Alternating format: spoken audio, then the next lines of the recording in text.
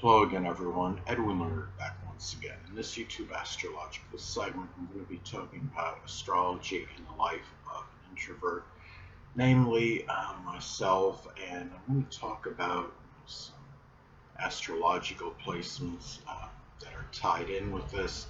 I also want to talk about what, as far as me being introverted, what it is, how to describe this on a non astrological vantage point, some good and bad that is associated with this. And I want to talk first about my chart and placements that may be tied into this. I'm very introverted, and I would say even saying reclusive wouldn't be much distortion or exaggeration. In fact, that might actually be the truth. First thing in my chart is this, and I have preponderance of planets on the bottom half of the chart, and eight of the 10 planets are on the bottom half of it, houses 1 through 6. That definitely plays a role in this astrologically. And I have 7 of the 12 what I would consider major astrological energies in feminine signs and introverted signs. The 10 planets, the ascendant and midheaven, 7 of those 12 placements are in introverted signs. I also believe the Saturn in the 12th house definitely plays a role, and this figures very prominently, I believe, you know, how I am as an introvert. Saturn in the 12th house can have secluded habits, even be reclusive, um, can have difficulty letting others in their lives. Um, and the thing is, if you look at this from spiritual vantage point, for those that believe this, that believe in the spiritual aspect or element of astrology, that could be connected with, as far as the Saturn in the 12th house placement goes, that could be associated with, you know, perhaps a imprisonment or incarceration from a previous lifetime that may not have been fulfilled or completed, and being, completed in this time around. And that could be a possibility.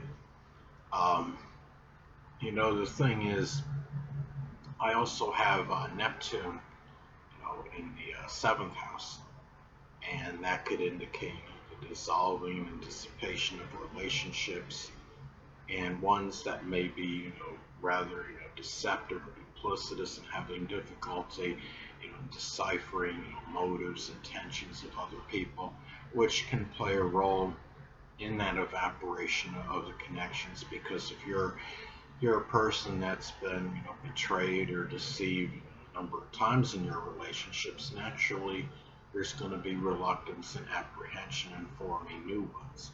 And the thing about my chart as well, I want to say, which can play indirectly into the introversion, reclusiveness. There's actually, I have, as far as some aspects may go, I have Venus. I think the Venus square Saturn actually, sadly, is pivotal in the Saturn or Venus square Saturn.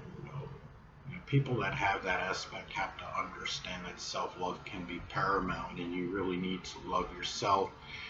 And finding love in relationships can be more of a laborious effort. It could be having a negative attitude toward relationships can result in more disappointments in them.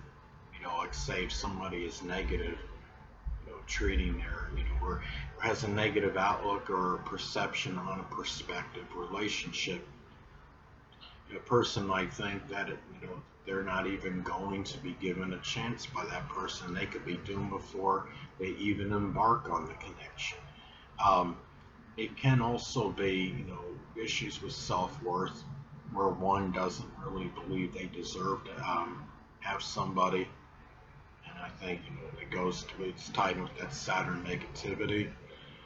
I can also, I have to remember another thing too, is that I have Venus squaring my ascendant, which doesn't help. That could indicate feelings or my lack of attractiveness physically, my appearance. I don't believe is overly attractive. And being in hat with my sun in a Taurus, it might have something to do. My features being very full. Maybe I think there's something about them that's not overly attractive, as an example. And when if you have those feelings, then naturally that can prohibit you from finding somebody. And my fifth house is intercepted. The fifth house, of course, is associated with love and romance, and that certainly doesn't help matters. It's intercepted in Virgo is the sign intercepted in it, and it could indicate being overly, maybe somewhat judgmental or critical on what I want, being overly particular, in matters of the heart. Could also be, as well. I mean, I have the ruler of the seventh house, in the third house. And some of you may wonder, well, what does that have to do with anything? What could be negative about that? Well, the placement can have positive and negative elements to it, but the one negative, somebody has, well, in my case, it's one of the rulers of the seventh house posited in the third house. The seventh house is associated with relationships. And the third house can arguably be the most, erratic, unstable,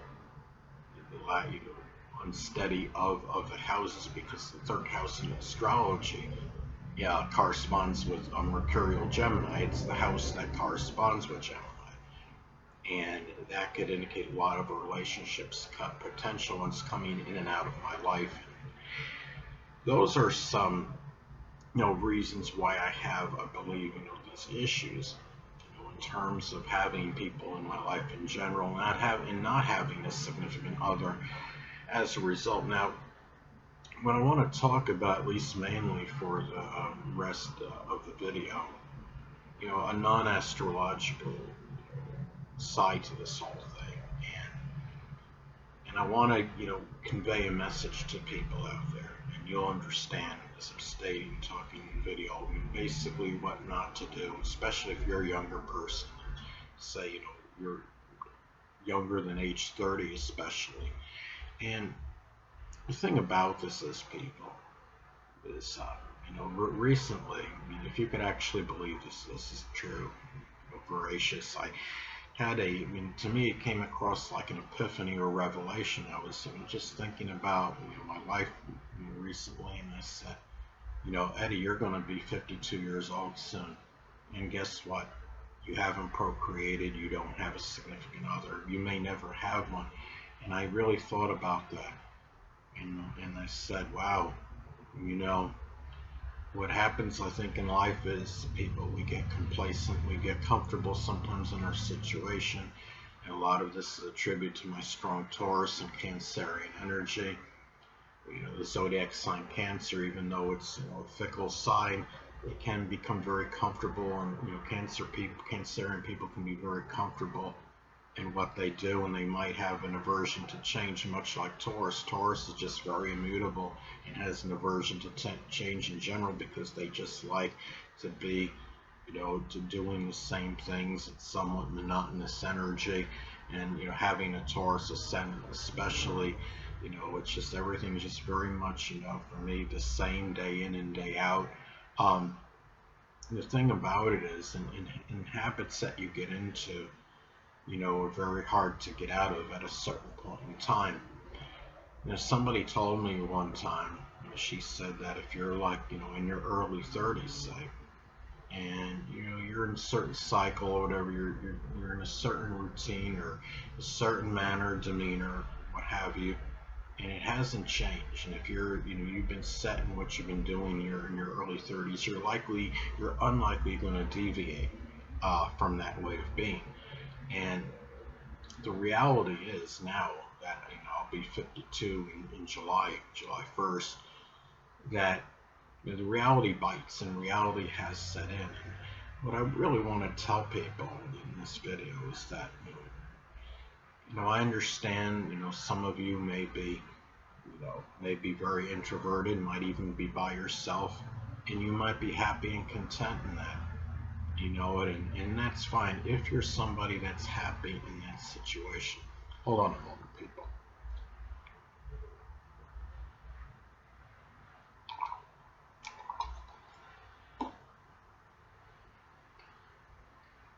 Sorry about that, I'm back. But anyway, what's important to remember though, as I stated before, if you're happy with being, an introverted person, and if you're somebody that has very few people in your life and you don't have a significant other and you want to keep things that way and you perceive this as something that's just very uncomplicated, then you know what, then that's all fine. But what I want to encourage people though, if you're somebody, that's under, 30 years old especially, and you've been like, procrastinating, and you said, well, gee, I'm not worried about, having love or a significant other in my life.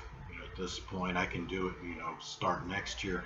I want to tell people something. I mean, some of you may not really understand this, but if you're, the time from 20 years old to 50 years old goes by a lot quicker than you think.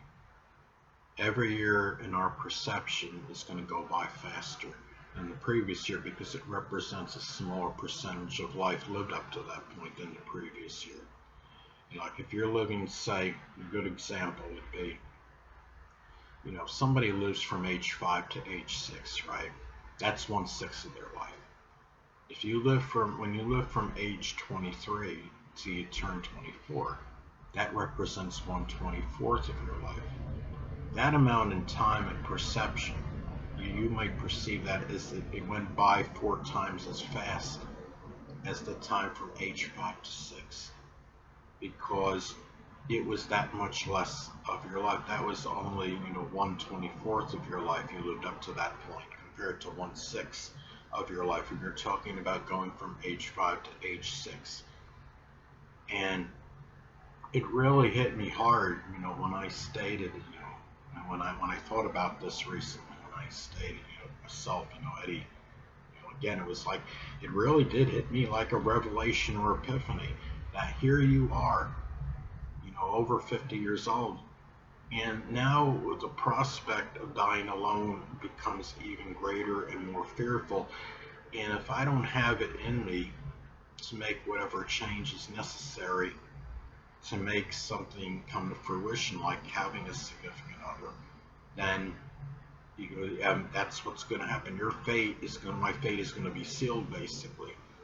And on a positive end, I've been able to survive without having that significant other, where there's a lot of people that just go to pieces completely, say, oh no, I'm going to, people that have been, so a lot of it's, based on what you're accustomed to. If you're somebody that's had a significant other, you've been in a relationship for years, for a sustained time period, and all of a sudden you don't have that anymore, then, I understand how devastating it is, at least with me, I guess. You don't miss what you don't have. So I guess maybe to some degree, I've gotten used to what's been going on, and I accepted that as a normal circumstance. And the reality is, I know that was not, that there's nothing normal about that. It's very unorthodox what I've been doing. And for me, and that'll go down, if I die alone, it will go down as a major disappointment, the biggest disappointment in my life. And some people out there will say, well, Eddie, no one's ever really alone. And people, and I'm not here to say, debate that entirely. I understand. If you want to look at it from a spiritual vantage point, yes, God is always with us, but we know deep down that's not the same thing as having the tangible physical presence in our life. And people, God understands. And a lot of people that say this, that will preach that nobody is truly alone. And a lot of those people do have somebody. They have a family. They have people in their lives. They have, more people in their lives. I only have like 2 main friends right now, that are outside the virtual world, the Facebook, Twitter world, outside that, the Facebook, Twitter world, the internet world, and I don't even see them that often. And, the thing is, I never really fathomed or envisioned that life would be like this at this point in time for me. We just don't know where things go. But the point is, if you're not willing to make, the transition or do the things that are necessary. I mean, when I was younger, my grandmother gave me an opportunity to go to some kind of, it was like a trade school to learn some electronics or something. I didn't capitalize on it, and and that could have maybe bolstered my chances of having a better life. Right now, I mean, I've succumbed. Some of you may know I've succumbed to irrevocable nerve damage, and the thing is, having that prohibits me from working most jobs substantially anyway.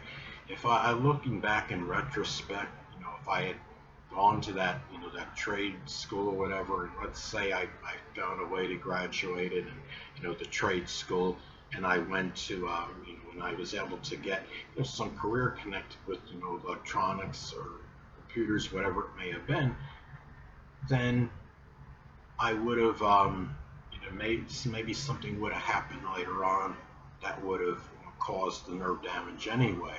But it's one of those things I can speculate and pontificate on. I'll never really know that 100%. What I want to get at is just to really reinforce and reaffirm to people that, especially if you're somebody that's in your early, if you're under 30 years old especially, and let's say you're in a situation where you have an opportunity to do something, whether it's in college and finding that significant other, I would start much sooner than later, because these years go by very, very quickly. I'm perceived as an old man by some people right now. It was funny. It was about 3 years ago. Somebody was like, very persistently trying to encourage me to go outside more, and she had even recommended me going to bingo. And I'm thinking, Eddie, do you really become that old now? And I think, maybe I have, being over 50 years old, 51 right now, again, going to be 52, July 1st, coming right up. Time flies when you're having fun, and even when you're not, right? Because I can remember my grandmother, based on information she told me, she had been going to bingo at around 50 years old, if I'm not mistaken. But she was born in 1918, and she was talking to me about she had gone to like the Knights of Columbus or something in New York, and this was in 1969 when the Mets had won the World Series that year. So she was like 51 at the time, 51 years old. And I said, Eddie, is this really transpiring? And my life is basically, it's flashed right before my eyes, and my biggest regret is going. Looks like it could very well be, dying without having, that counterpart, that other person beside me. And I want to make this video mainly to try to encourage people not do what they can so they don't suffer the same possible fate that looks like I'm going to have. And the main reasons I've been in this situation, a lot of it falls on me because I didn't take the steps to really improve my stature in life, and now I'm physically at a point where it's very hard to even do so. Now, and coupled with the fact that I wasn't very aggressive in going after trying to find somebody in my life, and now I kept living every day, not worrying that much about it, being somewhat apathetic. I had been on the internet a little bit. I went on to Matchcom for a little bit, and I guess I got discouraged because nothing really manifested into anything positive on there. So I gave up to some degree, and I guess I got tired of being just basically being rejected basically. So but anyway, people, again, to reiterate what I said, and I can't overemphasize that, especially if you're a younger person, you're under 30 years old, and you have a chance, you have an opportunity to do something, with yourself, and enhance your life somehow, and find out what it is, ascertain what it is you want to do that's favorable, the things that are whatever maybe is based on your abilities. There might be vocational tests that you can take, and find out what, if you're unsure of what direction to go in, you could find out. You got to still ascertain that through some kind of test, I believe, and be able to try to do some and put yourself in a position by doing this and getting your life on track in general, and then being able to have that significant other if that is what you desire. And I know there's some people that aren't really, they don't care about that, and that's fine. And you have the desire to be more of an introverted person, even reclusive, like I say, I see myself as, then that's completely different story. And again, the time goes by very quickly. It really goes by fast. I understand some people, that are like 20 years old. They think they feel like they're going to live forever, and it just doesn't work out that way. I had a Facebook friend recently passed away at 34, and I don't know the cause of it. Obviously, I'm sure it's something unnatural because I had seen a post where a doctor had stated that she could die, anytime. And I feel bad because I should have checked up on her and seen more, what was going on.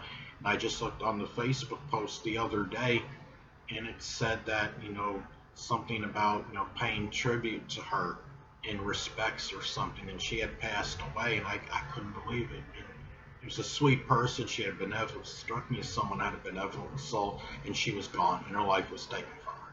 So that's another thing too, because you don't know when your time is going to be up, and that's why I encourage people to not do what I did, the non-actions that transpired with me, for others not to replicate, because what could very well happen, you could wind up like me in a situation where you're just where you just really don't have anything, in your life. I have the astrology videos, and that's really about it at this point. Other than that, there's not a whole lot at this point. And luckily for me, I have certain stability in my nature, maybe thanks to having a Taurus ascendant and Saturn conjunct the ascendant, that I've been able to, withstand a lot of this and not become too emotionally overwrought by the negative circumstances in my life. The fact that a lot of people have, just dissipated out of my life for whatever reason, and basically this situation where I've been for the most part by myself, and it's not easy, but it's something that I've had to endure, and so be it if that's the way it is. But anyway, people, that'll conclude this YouTube astrological segment. Until next time, Edwin Learnard saying stay well.